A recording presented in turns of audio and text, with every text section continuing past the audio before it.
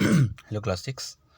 देखिए बेटा, ये last chapter fibre to fabric का लास्ट पोर्शन एकदम से चल रहा है। मतलब ये एक 3.6 बचा हुआ है। इसके बाद जो है एक्सरसाइज के क्वेश्चंस और नेक्स्ट वीक से टेस्ट प्लस न्यू चैप्टर।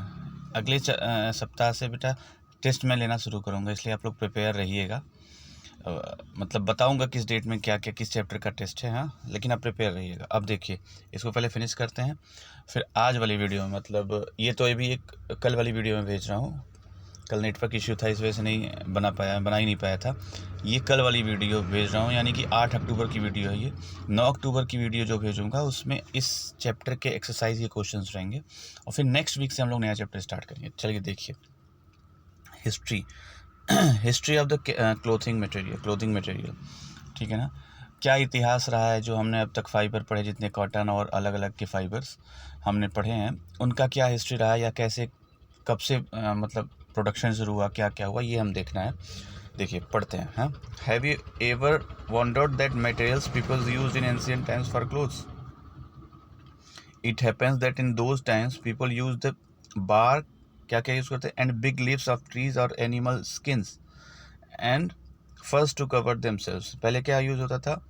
बड़े पत्तों का प्रयोग करते थे लोग, जानवरों के स्किन्स का प्रयोग करते थे, और कई तरह के फर्स का भी प्रयोग करते थे, ठीक ना। After people begin to settle in the agriculture community, जब से उन्होंने एग्रीकल्चर कम्युनिटी में रहना शुरू किया, सेटल होना शुरू किया, एग्रीकल्चर कम्युनिटी में सेटल होना शुरू किया, they learn to weave twigs and grass into mats and baskets. उन्होंने क्या सीखा? उन्होंने सीख लिया, जब से उन्होंने एग्रीकल्चर कम्युनिटी, मतलब जो खेती बाड़ी करने वाले लोग थे, उनके साथ रहना शुरू किया, तो उन्होंने क्या सीखा कि कैसे हम लोग ग्रास को और बुन के उनको मैट्स में और बास्केट्स में कन्वर्ट कर सकते हैं, ठीक है ना। वाइन्स, एनिमल फ्लीस और hair were twisted together into long strands, बड़े बड़े स्ट्रैंड्स में उनको कन्वर्ट किया जाता था, ट्विस्ट करके आपस में, ठीक है ना। These where woven into fabrics, और उनको फिर किस में कन्वर्ट किया जाता था? फैब्रिक्स में कन्वर्ट किया जाता, ठीक है ना बेटा। देखो कैसे घास और फूस से शुरुआत हुई और धीरे धीरे एनिमल का, फिर ये,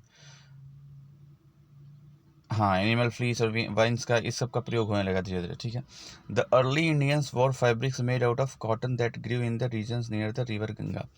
जो सब, मतलब बहुत अर्लियर इंडियंस थे, मतलब बहुत पहले के इंडियंस जो थे, वो क्या पहनना शुरू किया उन्होंने? Fabrics made out of cotton, cotton से बना हुआ, और जिसको कहाँ उगाया जाता था? गंगा वाले, जो गंगा रिवर है उस रीजन में उसको उगाया जाता था, मतलब पैदा किया जाता था। अब देखिए, इसमें कुछ समझने वाला है नहीं, बस ऐसे मतलब एक क्रोनोलॉजी आपको पता होना चाहिए कब कब क्या हुआ, ठीक है ना। Flax is also a plant that gives natural fibres. Flax एक नेचुरल, मतलब एक पौधा है जो नेचुरल फाइबर प्रोवाइड कराता था इन द, हाँ, अब यहाँ से देखते हैं, मतलब ये पता होना चाहिए, flax is a plant which provides us natural fibre, okay. In ancient Egypt cotton as well as flax were cultivated near the river Nile and were used for the making fabrics. मतलब पुराने समय में Egypt में, मिस्र में, cotton और flax were cultivated near the river Nile, Nile नदी के किनारे जो है इसको पैदा किया जाता था, और उसको फिर फैब्रिक को बनाने में यूज़ किया जाता है। एक चीज़ आप ध्यान रखें, इससे हमें पता चला कि फ्लैक्स और कॉटन एक साथ कहाँ उगाया जाता था? इजिप्ट में, और नील नदी, नाइल या नील नदी के किनारे। तो ये आपको यहाँ से पता हो कि नील नदी कहाँ है, कोई पूछे नील नदी कहाँ है, तो इजिप्ट में है, या उसी को मिस्र भी बोलते हैं, ठीक है ना। और वो क्या कहाँ क्या क्या वहाँ उगाया जाता था? Cotton as well as flax, okay. Note करते चलिएगा जैसे जैसे मैं बता रहा हूँ, ठीक है ना। In those days stitching was not known, stitching नहीं पता था उन दिनों में। People simply drape the fabrics around different parts of their body. Fabrics को क्या करते थे? अलग अलग पार्ट्स जो है बॉडी के, उस पर रख लेते थे और ढक लेते थे। Many different ways of draping fabrics were use, कई तरीके का यूज होता था वो। With the invention of sewing needle people started stitching fabrics to make clothes. जैसे ही सेविंग नीडल का पता चला लोगों को, इसका प्रयोग करके फिर लोगों ने क्या स्टार्ट किया? स्टिचिंग स्टार्ट किया टू मेक क्लोथ्स। क्लोथ बनाने के लिए स्टिचिंग का प्रयोग करना शुरू कर दिया इन लोगों ने, ठीक है ना बेटा। Stitched clothes have gone through many variation since this invention. जो स्टिच्ड क्लोथ्स हैं उनमें काफ़ी ज़्यादा और इन्वेंशन किए गए जब से ये खोजे गए हैं तब से, ठीक है ना। But it is not amazing that even today sari, dhoti, lungi और turban, pagri is used as an unstitched piece of fabric. ऐसा है ना, इट इज़ नॉट अमेजिंग, मतलब अमेजिंग ही है ना कि जैसे इतना समय हो गया लोग अब फिर स्टिचिंग का प्रयोग करने लगे और लगभग सारे कपड़े होते हैं, लेकिन फिर भी कुछ ऐसे हैं जैसे साड़ी हो गया, धोती हो गया, लुंगी हो गया, पगड़ी हो गया, ये सब अनस्टिच्ड हैं। एक ही कपड़ा होता है, सिला नहीं जाता है, मतलब इनको स्टिच नहीं किया जाता है एक दूसरे से।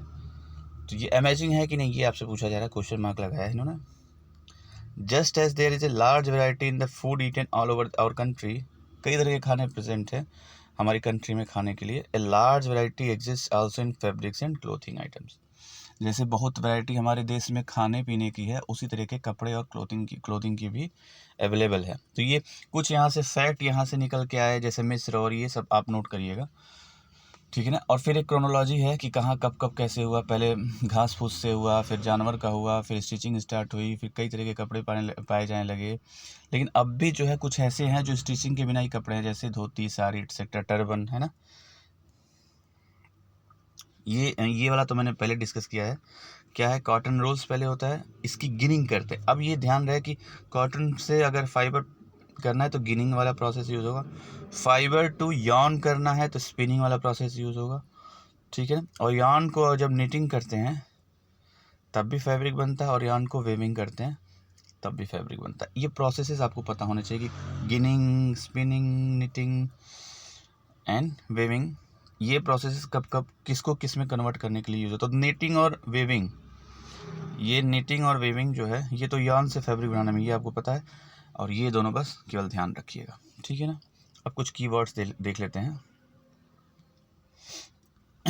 कॉटन वूल, कॉटन वूल ये हम लोग चैप्टर के शुरू में डिस्कस किया था। कॉटन वूल क्या है, फैब्रिक पता है, फाइबर पता है कि फाइबर से ही फैब्रिक बनाते हैं, निटिंग का प्रोसेस हमें पता है, स्पिनिंग भी डिस्कस किया हमने, वेविंग और यार्न भी डिस्कस किया। तो ये जो इतने भी कीवर्ड्स हैं ये हमने पहले डिस्कस कर लिया है, तो इसको अब फिर से पढ़ने की जरूरत नहीं है।